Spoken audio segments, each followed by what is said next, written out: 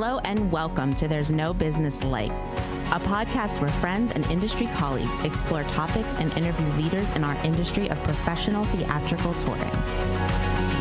Hello and welcome back to There's No Business Like. I'm Katie Miller with Michigan Maven Creative Associates, normally coming to you from Midland, Michigan, but this week I'm coming to you from Northern New Jersey, where I'm spending some time with my brother and sister-in-law and my new baby niece over the holidays. But I am here with my Pod Squad friends, Danielle. Oh, hey, it's Danielle Van Hook from the Alden in McLean, Virginia. Kevin Maynard coming at you from Tallahassee with opening nights at Florida State University. Brian Zelmer from Bardavon Presents in the Hudson Valley of New York. and Josh Benson with Alabama Maven Associates.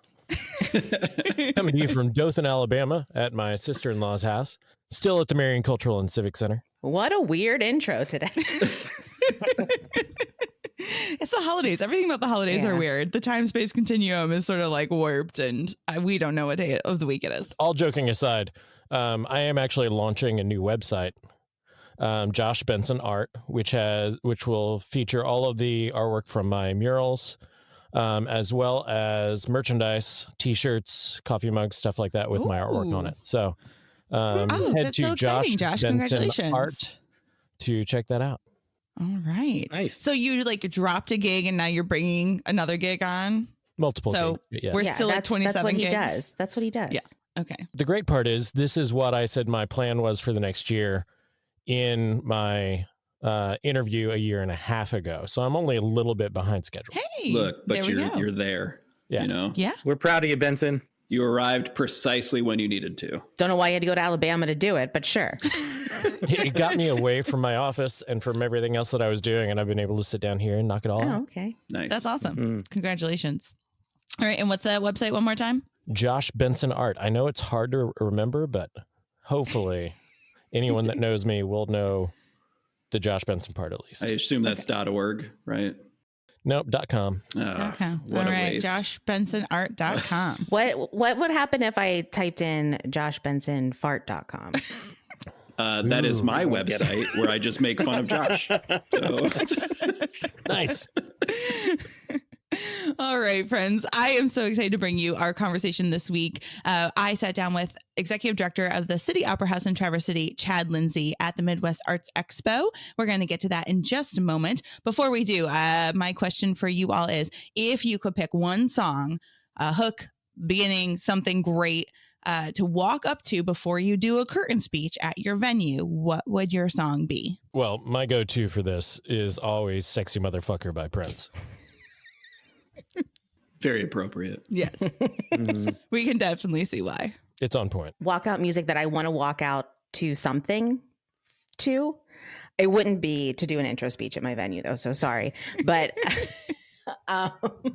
there's a song called Vigilante Shit on one of Taylor Swift's more recent albums. And the first lyrics are, draw the cat eye sharp enough to kill a man, although she says it better than me.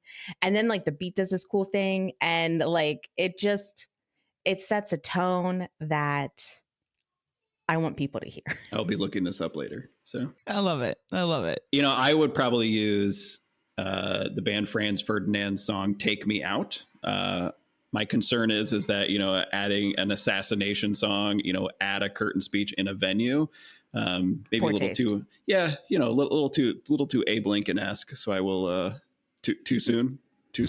Oh, sorry. Now that I'm out of Illinois, I can make those jokes. So Really? Oh, yeah. yeah, Illinois. So that or pretty much any song by Rage Against the Machine. So it's just got that good rhythm. I'm kind of old school. I've been on a Johnny Carson kick lately. And so I think hearing that big brass sound of Johnny's theme, which is a rewrite of the Paul Anka song Toot Sweet.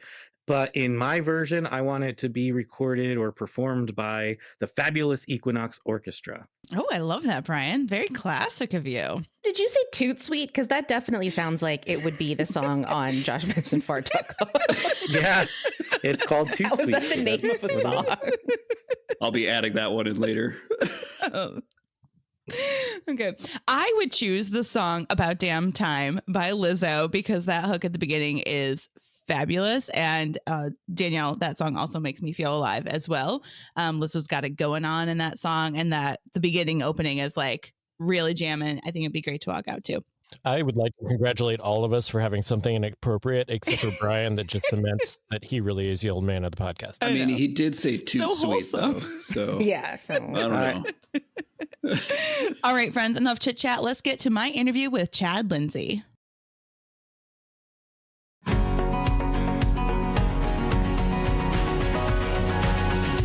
Hi, I'm Chad Lindsey. I'm the executive director of City Opera House in Traverse City, Michigan. Excellent. Chad, welcome to There's No Business Like. I'm so excited to have you on the podcast today. I'm excited to be here. Let's do it. All right. So first of all, obviously you're from Traverse City. Our listeners know that I spent time at Interlochen, so we have that in common. We both love Traverse City. We love Northern Michigan. Let's talk a little bit about your origin story, because you're originally from the region, left, came back, now you're at the City Opera House. So how did you first fall in love with the arts, and how did you get to where you are today? All right, sit down and strap in. Okay, I think I just gravitated toward the arts, and I'm one of those kids that like grew up doing plays in the basement.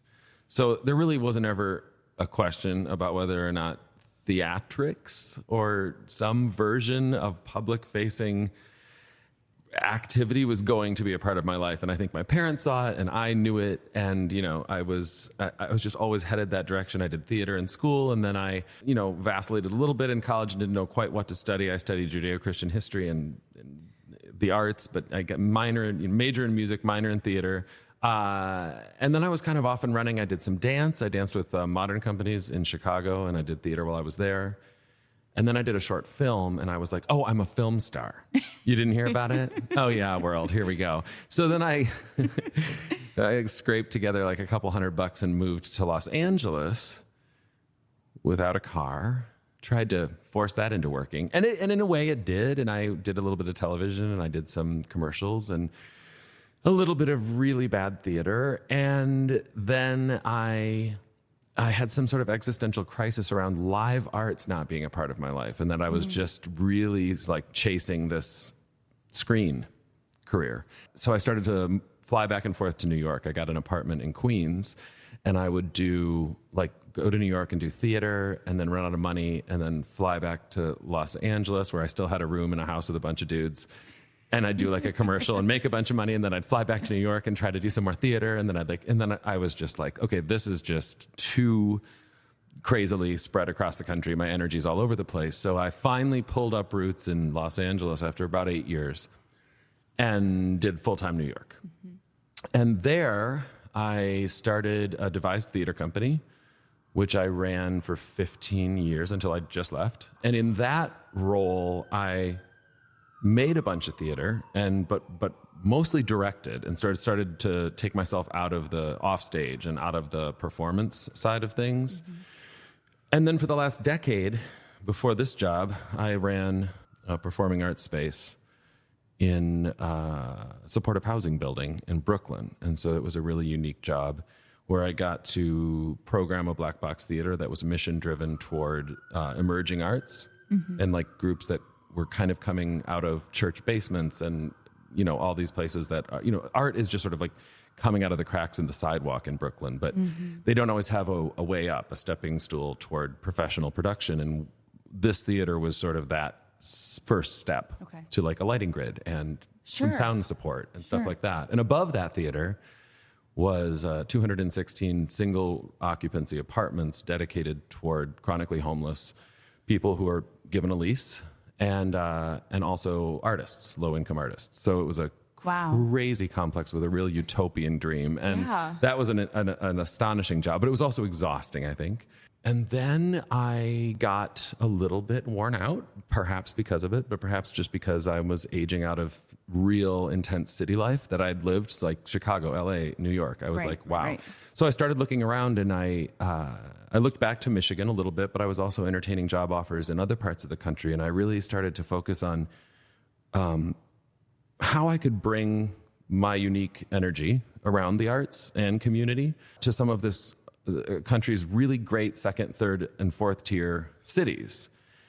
And then my aunt, who lives outside of Traverse City, went, I know you're looking for work. Do you know that City Opera House in Traverse City is looking for a director? And I was like, get out. Because Traverse City, Michigan is sort of like an ideal destination and the kind of place that you might retire if things go really well.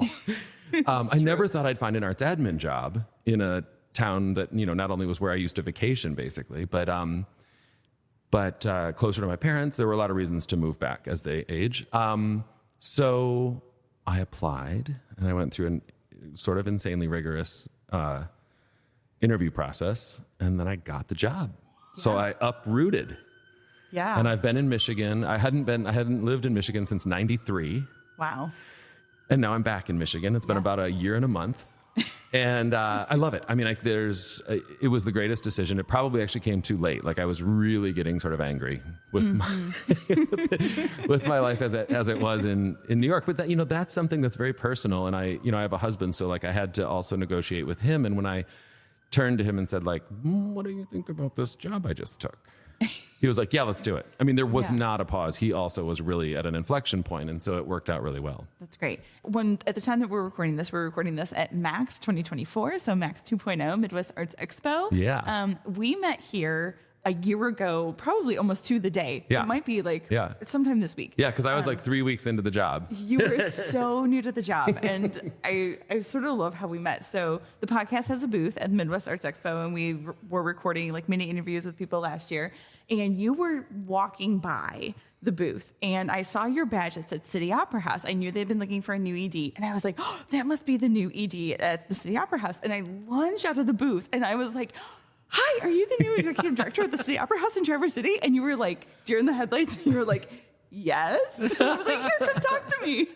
And I pulled you into the booth, and I said, oh, this is who I am. I'm past president of the Michigan Presenters Network. I want to connect you with all these people. I'm so excited to have new face in the industry. And we just hit it off, and I took you to all the things last year and connected you with people. Yes, and I'm very thankful for that. It's been a great intro, Yeah. So you dived in right away, right? Yes. So you started this job, and then you were at a conference within 5-6 weeks. And since then, I've seen you on panels. Mm-hmm. You have joined a board. Mm-hmm. You are engaging with Michigan Presenters Network. You were at our fall conference last year.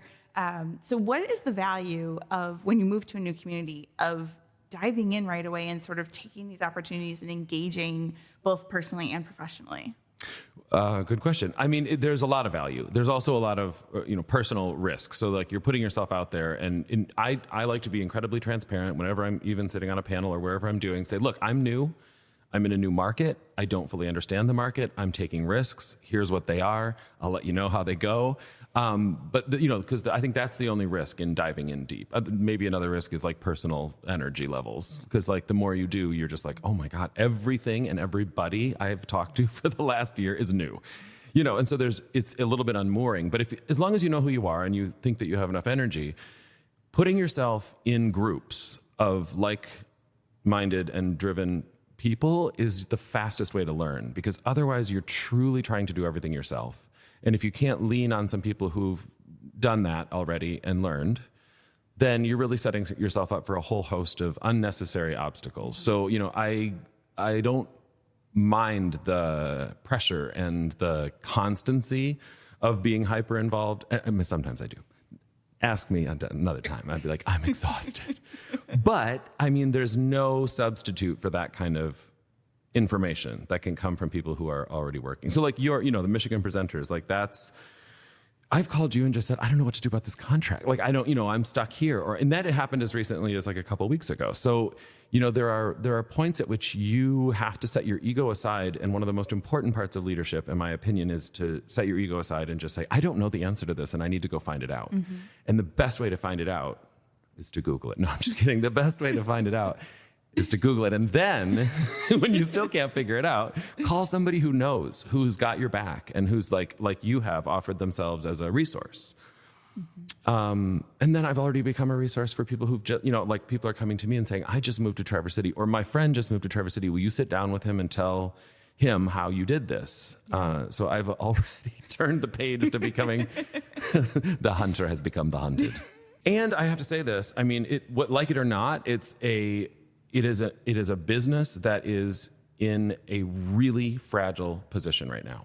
togetherness is where the strength is, and it's where someday we're gonna crack this nut, and we're gonna figure out how to get people back into public spaces with the same sort of enthusiasm that we had. All the more important that we pool our resources and have ideations sessions like we did this afternoon with Michigan presenters to just get those ideas on the table. And even if someone says, I already did that, I tried it, it didn't work, I heard something I hadn't heard before, you know? And so those are the benefits. The benefits are the strength in numbers, the massive influx of ideas that you get when people from different regions, whether it's around the state or around the country, come together and say, here's what I tried and here's the result. And here's what I haven't tried yet, but I'm starting to think about. Has anybody thought about this further?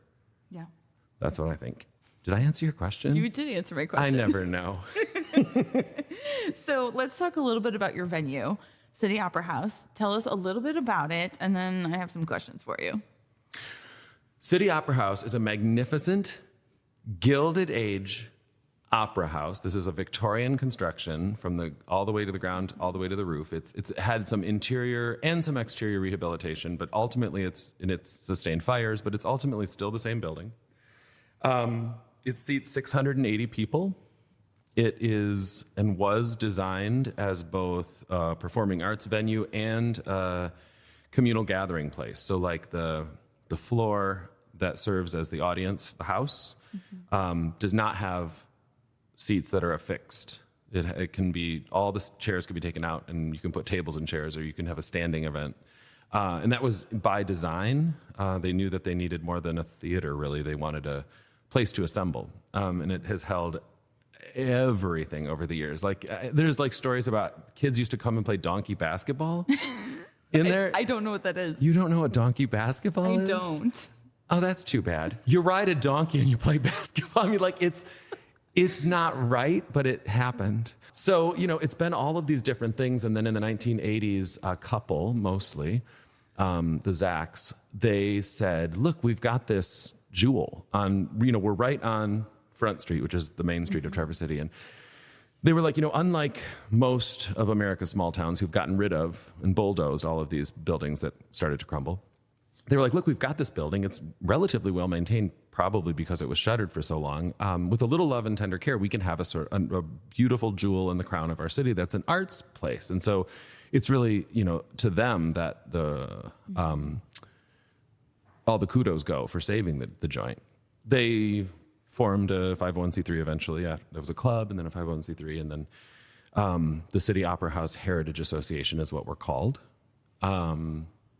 And a couple major interior renovations, you know, brought bathrooms and things that apparently Victorians didn't need. Sure.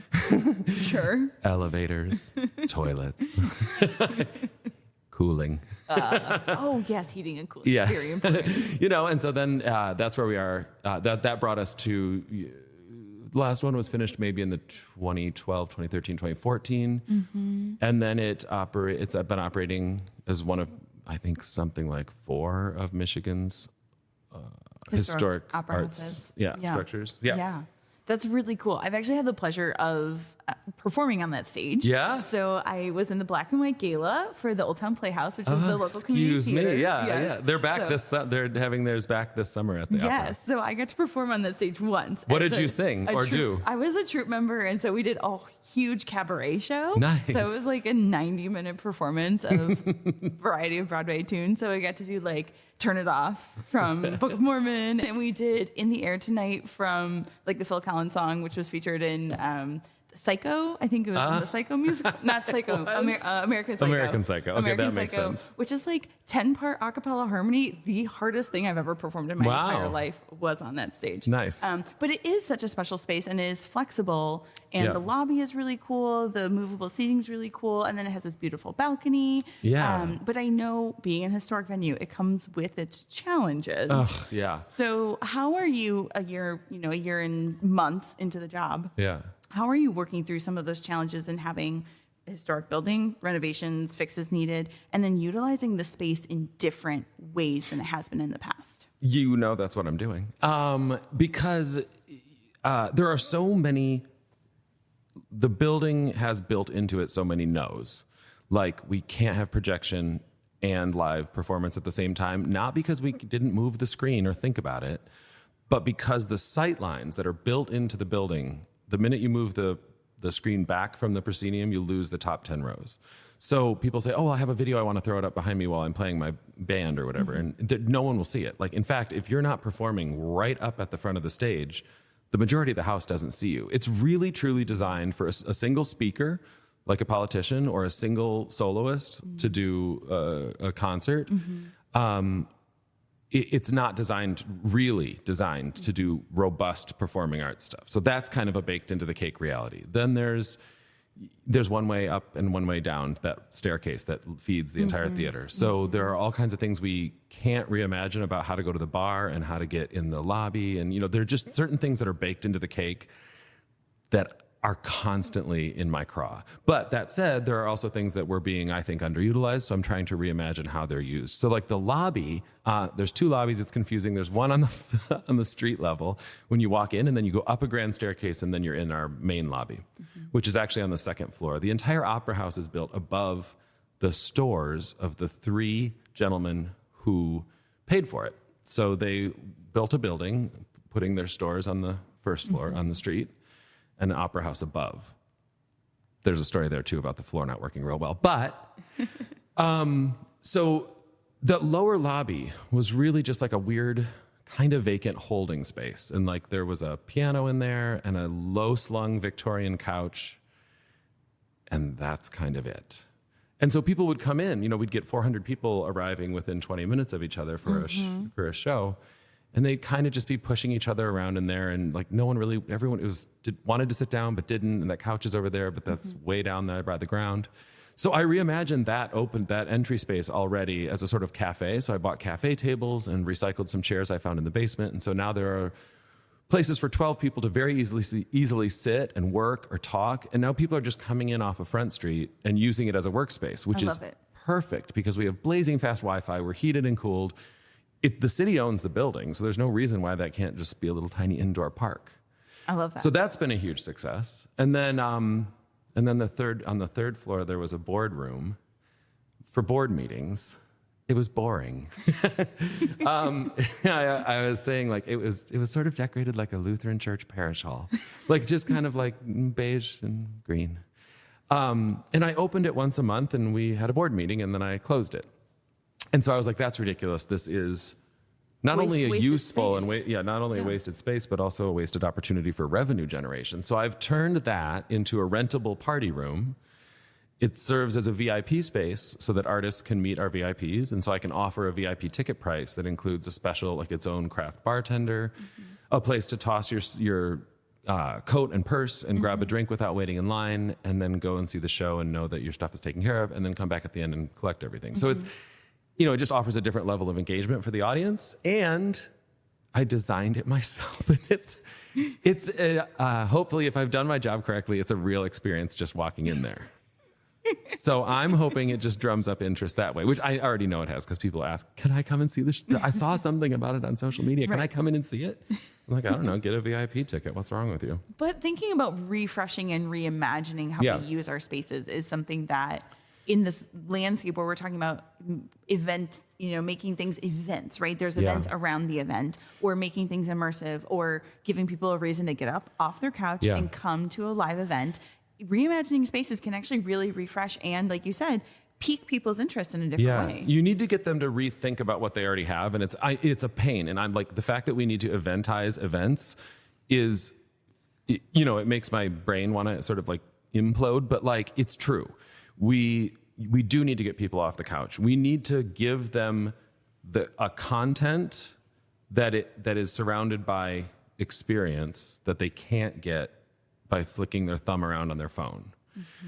And in order to do that, you have to think about every corner of your building but more than that, every corner of the experience, and make sure that from the minute they start to know that a concert is happening to past when they leave, they feel held and surprised and all of this exhausting stuff you have to do. But it really also makes you make your choices wisely. So, and try new things. That's the other thing. I mean, you can't engage someone's imagination and delight if you're not trying stuff, or being safe. Yeah. So that leads me to something I heard you say when we were in a conversation earlier today with Michigan presenters. You use this analogy of like concentric circles. So looking at your patron experience kind of from a core and then moving out from there. So can you explain that a little bit more? Well, it's not, yes. I have a handout. No, I just thought of it in the moment, but here's what I was picturing. It's something I'm working on. Okay, so if in the very center of this diagram is the performance itself, the stage, right? And we're used to programming the stage. Like, let's make sure that what goes on stage becomes an experience by virtue of its being an experience. But the problem is that's only one piece of the picture when people are planning an evening. And so if you do a concentric circle that's slightly larger than just the stage, you have to start considering like what it feels like to be in your house. What is it, where recently I've been coming out on stage and announcing each show. I come out dressed in a Victorian top hat and morning coat and slacks that are like period, and a vest and a waistcoat and a cane. Because that's a little show before the show. But also I get to talk dressed up like a Gilded Age weirdo in a Gilded Age opera house about what's happening in my season, which I've entitled Gilded. And so I'm trying to draw some lines around the fact that everything you do here is part of an experience that's larger than what you're about to see on stage. Getting people to understand a season, especially when you also do rentals, it can be very confusing. People are like, I don't really know what you do there. Do you do music, or is it just opera? Because it's in our name. I mean, it's tricky. But I thought a little bit wider than just the performance, and I thought, let's do that. But then I had somebody whom I respect dearly. She said, you can't just walk out there dressed like Mr. Peanut. She's like, no one's ready for it. And I was like, yeah, I know, that's kind of part of it. The shock. Right. She goes, I know, but I think you can add, I think there should be a 5 seconds of score. I think you should like, not a drum roll, but like something that serves as a drum roll and gets people expecting like Toulouse-Lautrec style theatrics about to walk out there. And so I was like, yes, I'm absolutely doing that. So now I'm working on like searching through Pond 5 to try to find 5 seconds of something that can intro me. But it's more about, it's because I thought a circle out. And then you talk about how comfortable you are in the space. What are you offering people even just to look at when they're sitting in their seats? What's on the walls in your place? Have you even thought about the paint color? What are you doing to surprise patrons who think that they know your space like the back of their hand, because they kind of do, because it hasn't changed. And then go out to the lobby. What are you offering at your bar? Can you step that up? Can you surprise people? Can you slim it down and only offer a few? Like, what are the things that you can do to surprise people there? Can some of the drinks match what's going on stage? Can some, all that kind of stuff. But also, is there anywhere to sit down? Like I realized the other day, I was like, there's nowhere to sit down in our upper lobby. It's kind of nuts. It can't all be chairs because sometimes it's 500 people, but like, I need to think it through. I need to figure it out. I think it's an opportunity to do something new. And that creates more accessibility too, particularly for older patrons, that they come, they go up that grand staircase, and then they want to they need a minute. They need a place to sit. Right? And I think actually across the whole arts industry, that sort of problem, and thinking about it through multiple lenses in terms of like, how do you surprise your audience, but how do you surprise different segments of your audience, or make it comfortable for different segments of your audience? Senior citizens need a different lens of care than a family with children rolling in with a stroller, right? Versus your sort of like young professional 20-somethings. Like those ways that you're going to surprise different segments of your audience, you got to think through it in different ways from their perspective. Yep. And then on top of that, is just this layer of, and then you have to afford it. So like, if you're making changes, what are the changes you're making? Because you won't immediately see, right? It's not like, oh my gosh, you decorated a room, ticket sales went through the roof. No, not at all. You're playing a long game to become an integral and ever evolving part of an artistic community. And that long game people will fall in love, and they will be in love with City Opera House, but it's going to be a minute. Yeah. And I'm recognizing that right now. So talking about programming, you and I have had some programming conversations.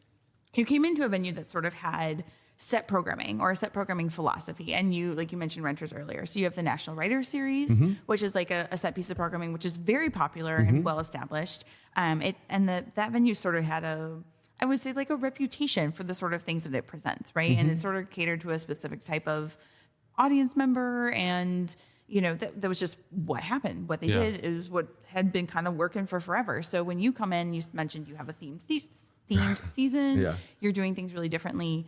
What is your approach to programming being new and trying to figure out the market? Yeah, well, I knew that I had to learn a lot fast. And I also was inheriting a sort of one-person show. And when that happens, there's just a lot of muscle memory, and that person might be working just, you know what I'm saying? Like the decisions have been made years and years the same way, and that's fine. That's great. What works? I had to try to reimagine that. And I wanted to use this first season as a driver for input. So I programmed heavily. I probably programmed a few too many shows, but I wanted to try a little bit of everything, and I wanted to see what worked. And, there's so much you don't know about a market. I mean, not only do you not know what is going to interest people in 8 months' time, you're making decisions a year and a half out, but like, I don't even know what people are going to like in February. But you also don't know when you change markets and you're in a new place, like, how big is football here on Friday nights? Because guess what? It's big enough that I shouldn't probably make Friday night concerts in the fall. Right. Just a little thing like that like there's really kind of no way you could have known until someone goes, no one's going to come to that. It's football. I'm like, oh. Oh, yeah, football. Yeah, I know. Or like when hunting season begins, that there's a noticeable dip in male attendance. Yes. But you can also program for around the people that. who are not out hunting. Right. Yeah. So like, that first year is just going to be about learning. And even this season, which is my first full season that I programmed, which has just begun, like I recognize that I'm up for a full year of like learning my lesson.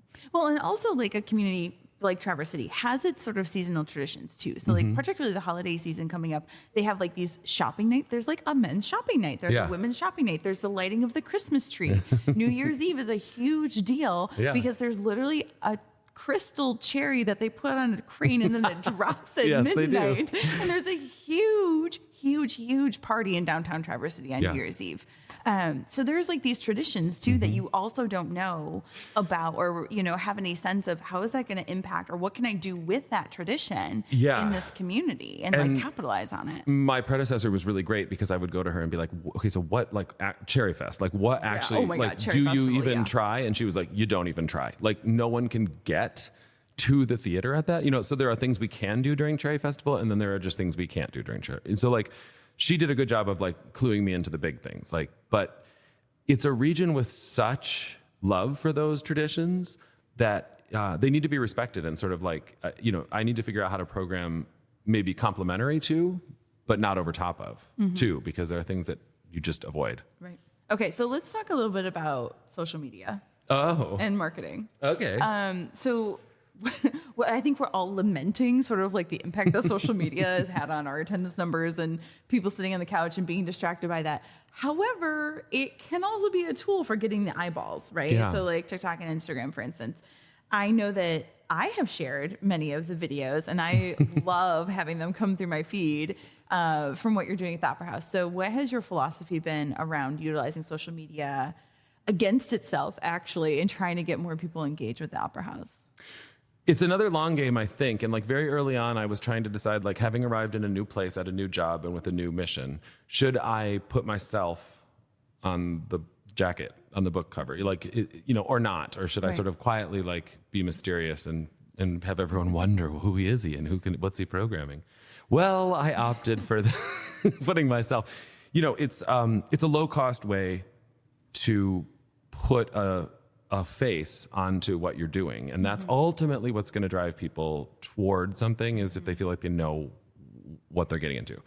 So very early on, I just started doing one weekly video to talk about what was happening at City Opera House, either to tease the show that was upcoming or to talk about, one of the rooms that we're rehabbing or like whatever it was. Just get out there and tell the story of what's happening. Well, they went really well. I mean, they had more engagement than any of our other posts, sponsored or otherwise.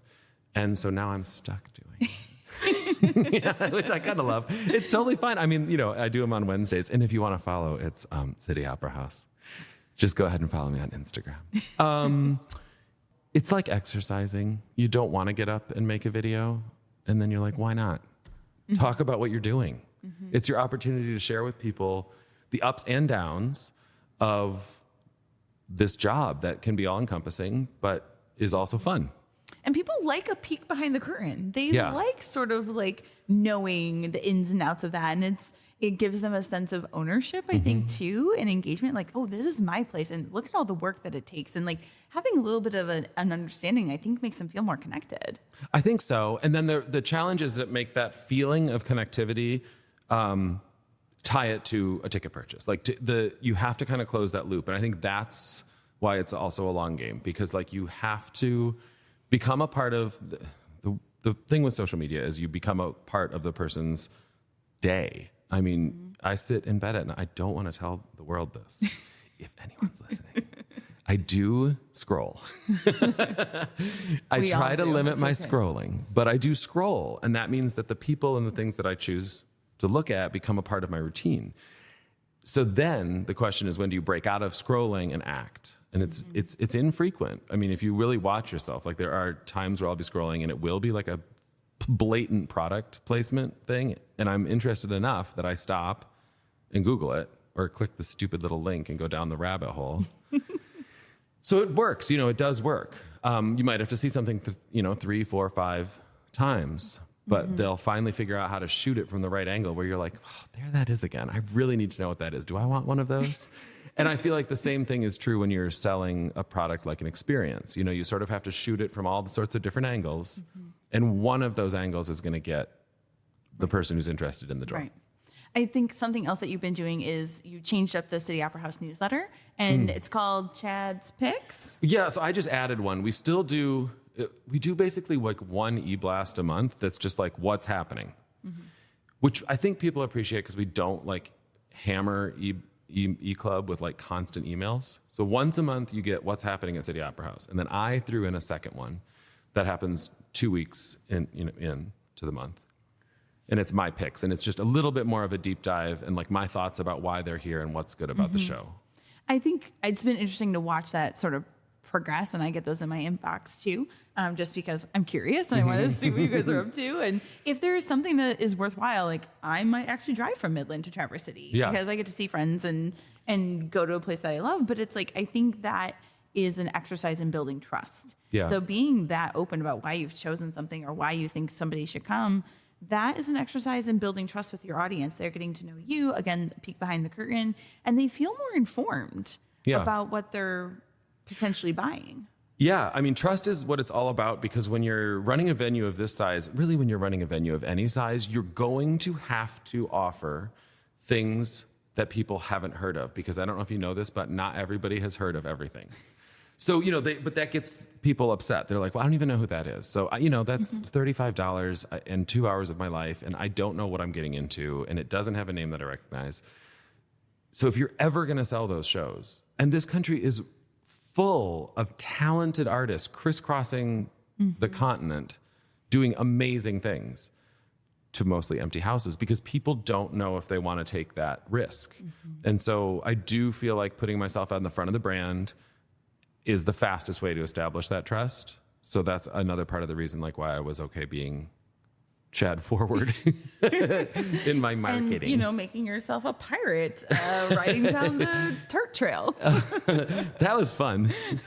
That's actually a really great video. I want to do one like that with all of our sponsors, because I think it's a really great way. Again, you want to knit the narrative of the arts organization to the narrative of the community, to the businesses that support you, but also the businesses that you support by bringing 600 people to Front Street every weekend so that they can go have dinner at the local restaurants. Right. And, the economic impact argument. Yeah, it's constantly under-referenced. I mean, we had, not only do we make, we don't actually make money from our bar because there's a weird situation, but like the bar makes money. The restaurants, when there's a huge concert, a sold-out concert, all the restaurants along Front Street are full of people who all get up at the same time and go to City Opera House.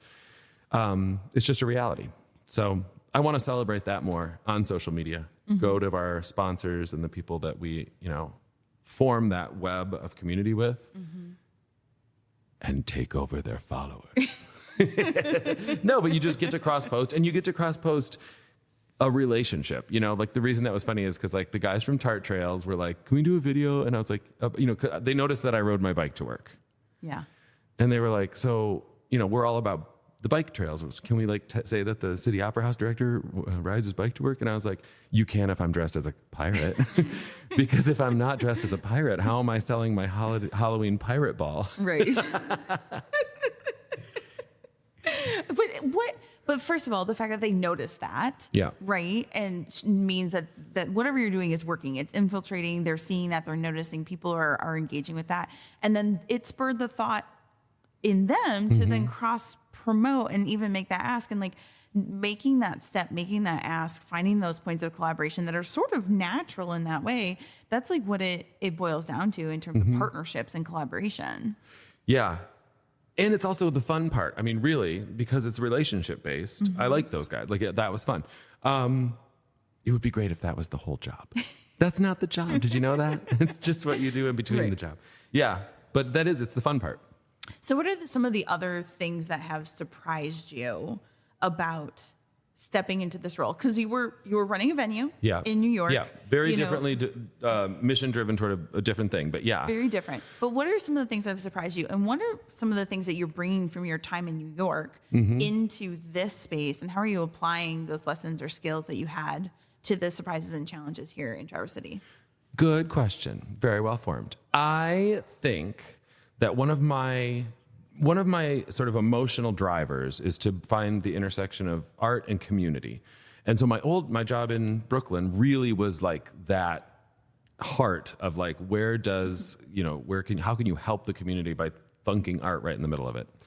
This one is less sewn together, but I still like those opportunities to bring people into the building for all sorts of reasons, but really just for community building. So, I'm a big fan of just like, we've got a lobby. Do you want to have let's have a party. So for the Christmas tree lighting last year, I was like, let's have a holiday hideaway where we just open the lobby and we have like carols and we look down out the windows onto Front Street to see Santa and the parade.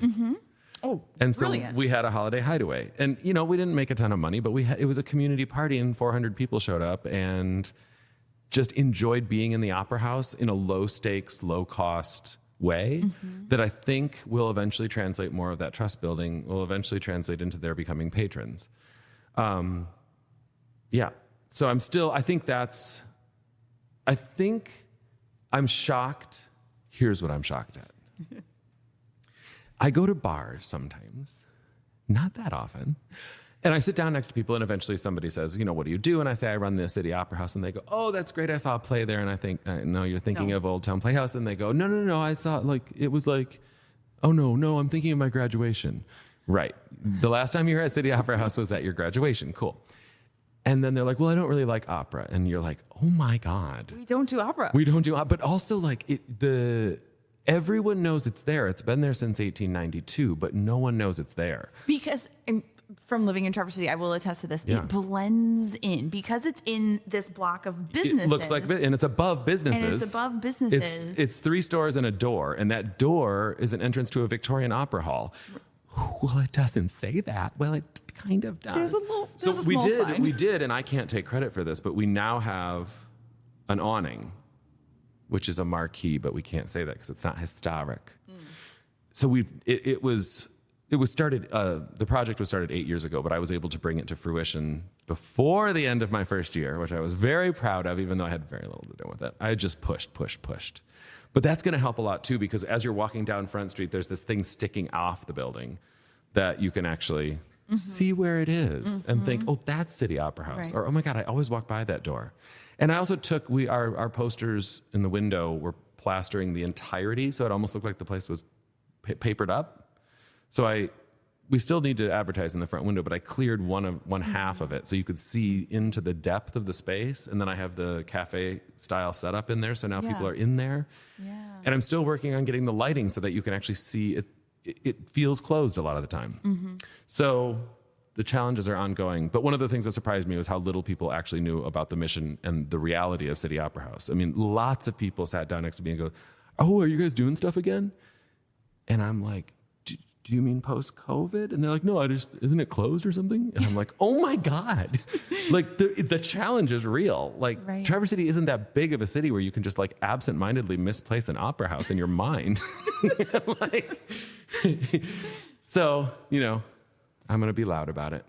But I think for me, the moral that story is like coming in with fresh eyes, whether, it's you coming in new or capitalizing on somebody new to your community and saying like, hey, come look at my venue. Tell me what you see or don't see. And very small tweaks can actually make a huge difference in the visibility or the comfort level or the engagement with your space. Like adding awning, not that huge of a change, but the visibility is going to be gigantic. Making it look like it's not closed all the time.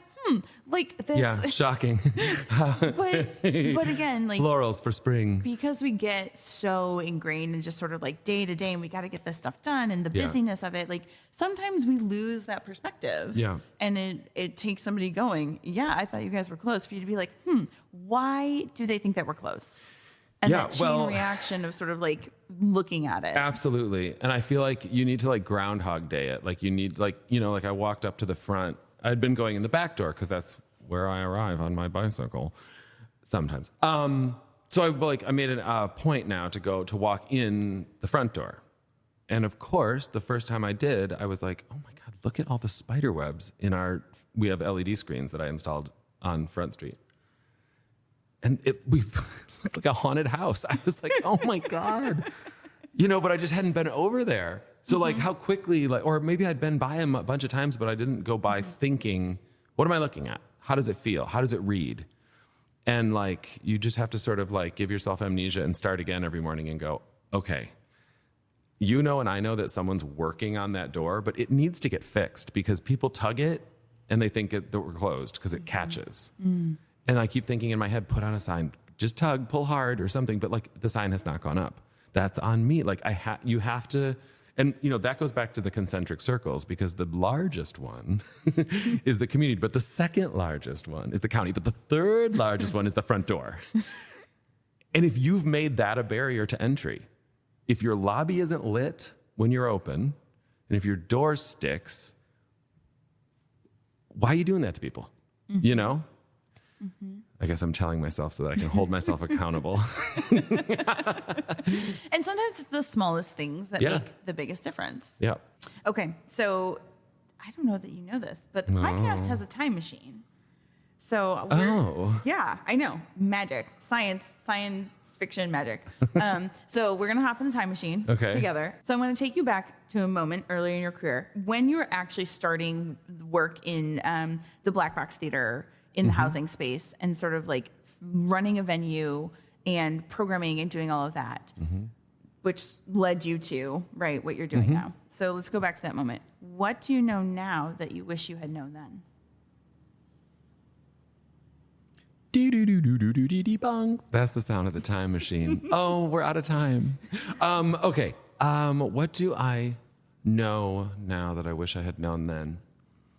I don't, this is going to be an annoying answer. I don't think there is anything. I think that one of my biggest strengths is unfettered optimism and willingness to learn. And so if I had gone back to that poor guy who was just starting out in this job and said a lot of the things that I know now, it might have actually damaged my ability to grow quickly. Because that's something that you have to be careful about when you're giving advice and also when you're taking it. Like, just be aware that everyone is on a path. And just because you tried something and it didn't work doesn't mean that they're not going to need to try that. So I think I would avoid talking to I would not like to interrupt the space-time continuum or whatever it is. Right. And I would just watch and laugh. Thank God you didn't take me back to any other part of my career. No, I think that's a good moment. Yeah. Okay, so what in your, all of your experience, all the things that you've done, what is the best part of being in the live performing arts industry today?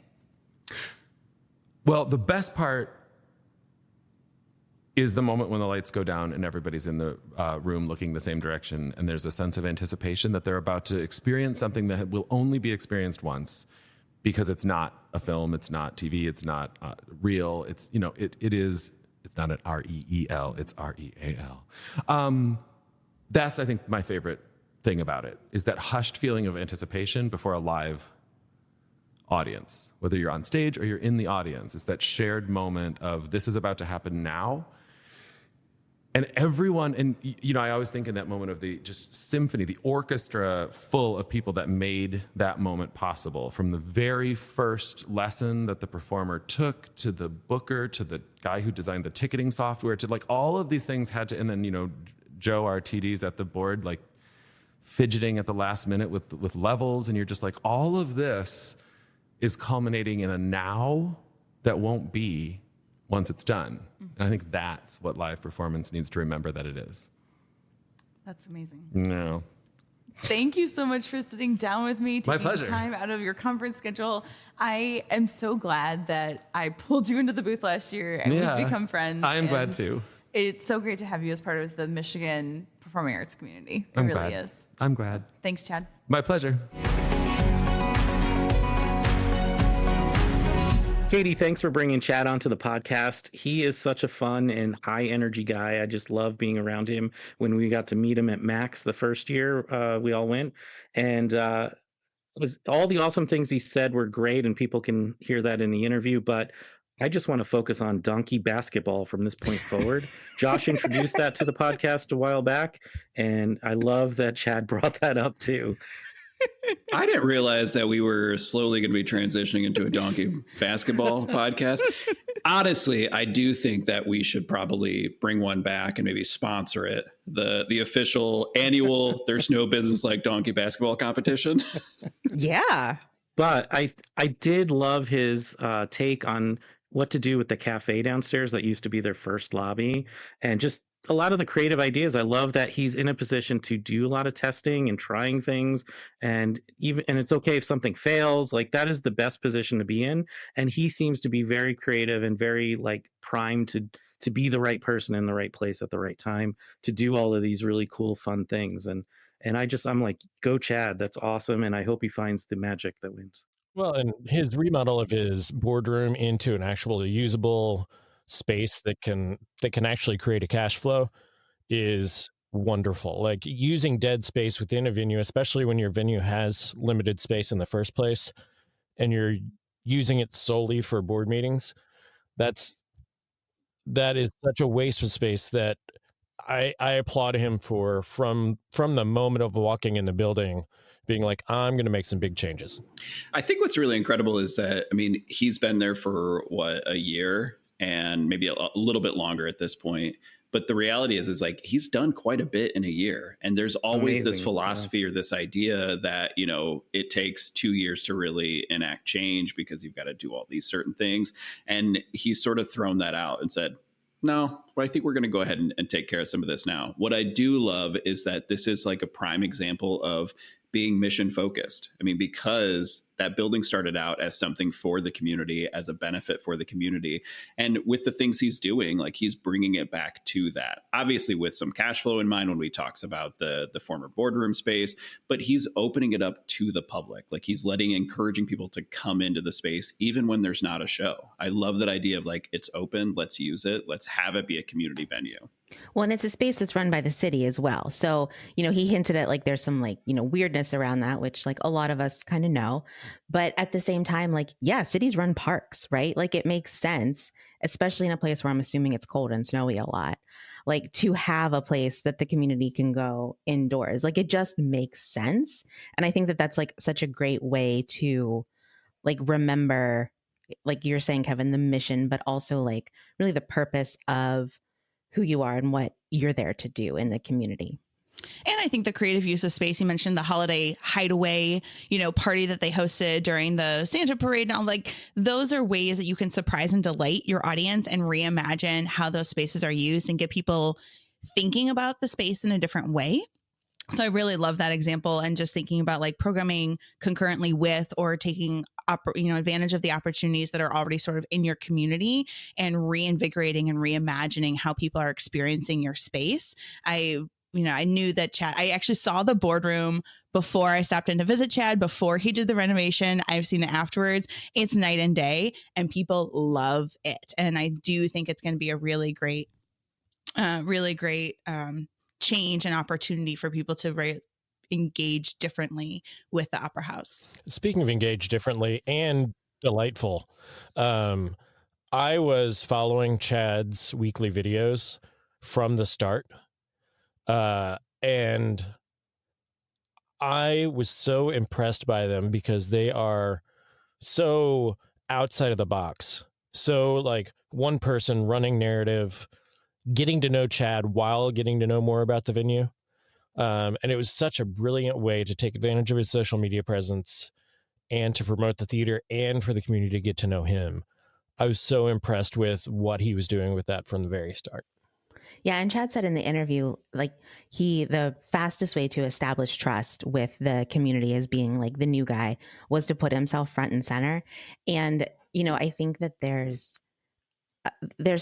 really something to that, like walking in and wanting to establish trust right away, right? Like there's so many things you could come in and want to do immediately in coming to a new place, but trust really is that foundation, and doing it in a unique way that, like, you know, I don't know if this is true for his venue, but like a lot of venues are trying to pull in a crowd that's, I don't know, 40 and under, right? And, you know, finding those new and unique ways is a great way to find those people.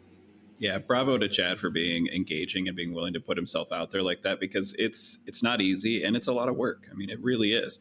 But also bravo to his board and his city administration for giving him the freedom to, you know, act a little silly and be, you know, really take that opportunity to not take himself or the venue so seriously. Because when people do that, I mean, it more alienates people than brings them in. And what Chad's doing is opening the door. So congrats to all parties like involved. Like a pirate on a bicycle. Yeah.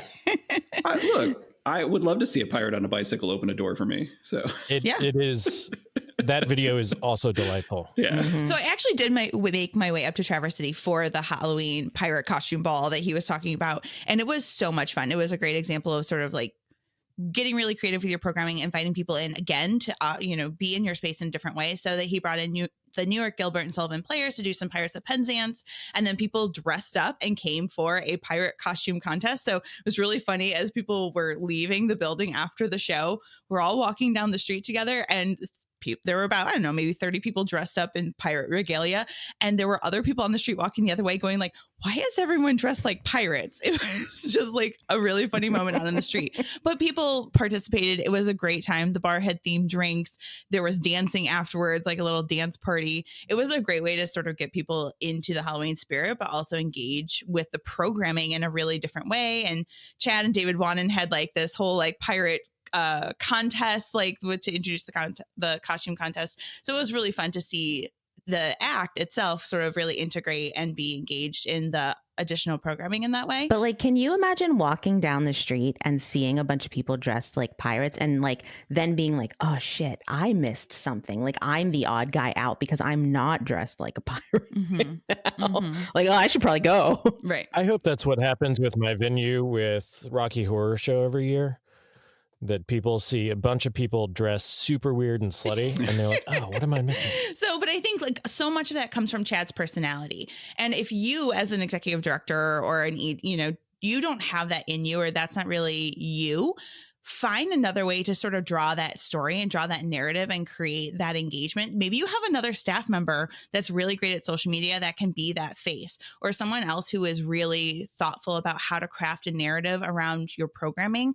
It doesn't just have to be the executive director that's doing that sort of forward-facing PR work. It can be anybody. You could have a really great volunteer that's really engaged and can sort of be that, like, you know, person out in your community, that face of your venue. So I think there's other ways to take these lessons and utilize them in your own social media and your own marketing, without you as an executive director necessarily having to be as excitable and bombastic as Chad can be sometimes.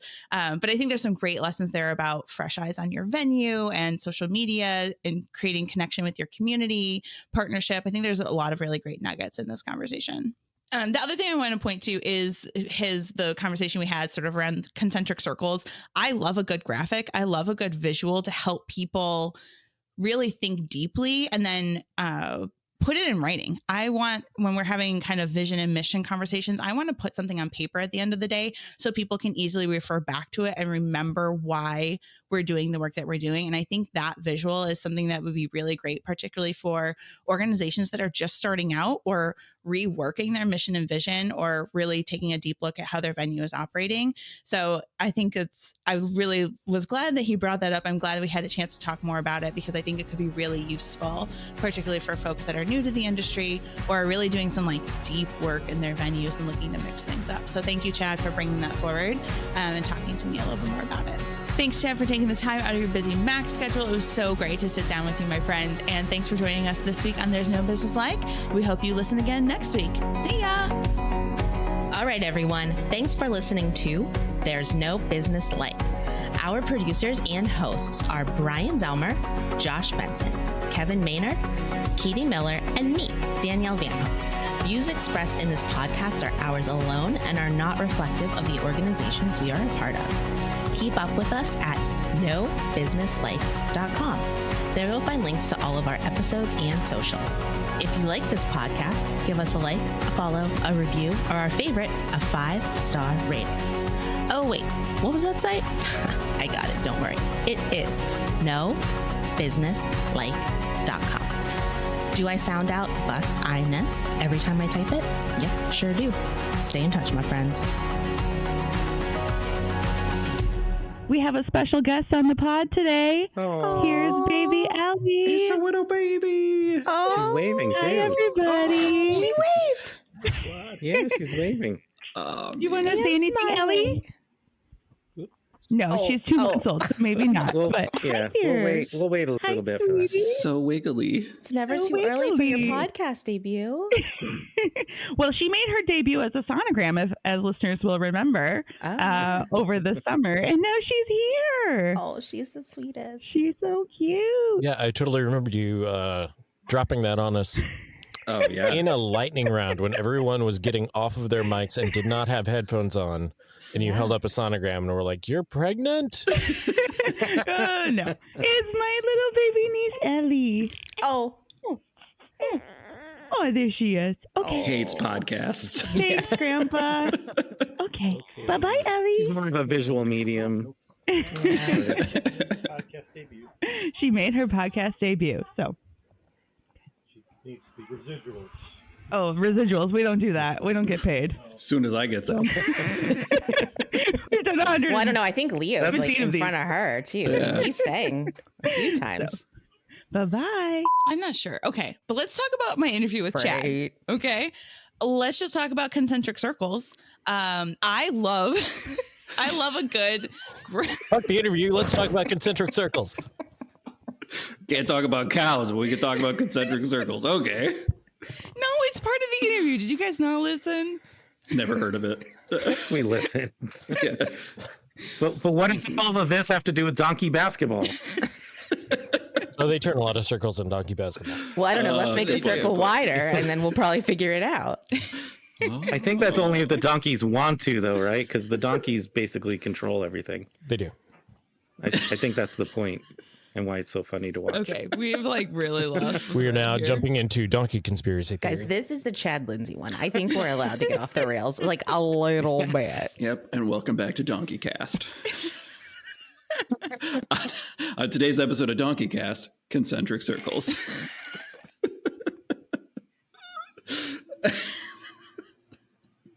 Kevin is frozen on my screen. Is he for anyone else? No, but I'm frozen in this fucking car. Yeah, I know. We got to keep going. We like for reals. Why don't you do some octopus arms? I don't have the room. I got big fucking arms. Octopus shoulders.